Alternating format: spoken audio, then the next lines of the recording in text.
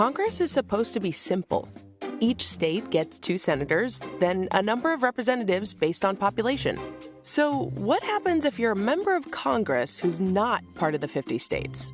And you represent more U.S. citizens than any other member of Congress, and yet you're not able to vote on the House floor. I think that's the unfinished business of American democracy. This is Puerto Rico's resident commissioner, Jennifer Gonzalez Colon. She's the only person who represents the island in Congress. And while she can introduce bills and serve on committees, she can't actually vote on behalf of her 3.2 million constituents. We are like a second-class citizenship. We are not a state, but yet we are not an independent nation. Nearly a quarter of Americans don't realize it, but Puerto Ricans are U.S. citizens. So why don't they have full representation in Congress? Some quick history. Puerto Rico was a colony under Spain until the U.S. took control after the Spanish-American War. It became a territory like Hawaii and Alaska, though they ultimately joined the Union. Today, the island remains one of 5 major U.S. territories, and the rules are, well, confusing. For example, Puerto Ricans can serve in the American military, yet they can't vote for president of the United States. And although most don't pay federal income taxes, they still contribute towards Social Security, unemployment, and Medicare. They just don't receive as much funding for things like Medicaid and food stamps. It's a lot to take in, but their Congresswoman thinks it could all be temporary. For many years, the resident commissioner was just for getting the funds. For me, it's more than that. It's accomplishing, finalizing the relationship with the U.S., letting Puerto Rico become a state.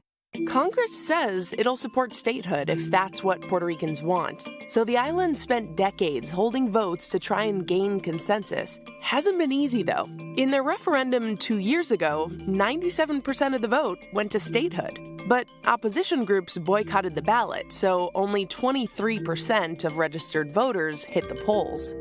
Do you think it's fair to say that there's overwhelming support when not everyone is really turning out? And the people who voted are the people who are allowed to select what's going to be the future for Puerto Rico.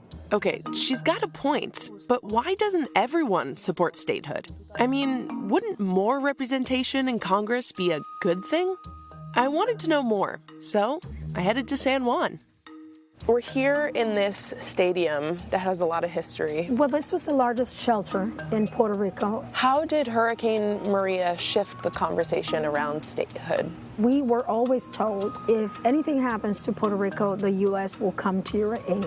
And all of a sudden, for those that believed in statehood, help didn't come. You probably remember her, Mayor Carmen Yulín Cruz. She belongs to a party that's traditionally supported the Commonwealth system, but even she's looking to change the status quo. So you favor something called a free association. What we have right now worked for a while, but it doesn't work anymore. Free association, you sit down and you talk about, okay, what are going to be your responsibilities? What are going to be my responsibilities? The U.S. already has some of these agreements where you're treated as your own nation but still use the dollar and support the American military. You also rely on the U.S. for financial assistance, and that's important here. Lots of Puerto Ricans have already left the island because of its crushing debt. But I talked to someone who wants to take this all one step further. This is the Puerto Rican Independence Party flag. The color for hope is green, so we have the hope that we'll become an independent country. Adrián González is part of Puerto Rico's Independence Party. It has a small but passionate presence here.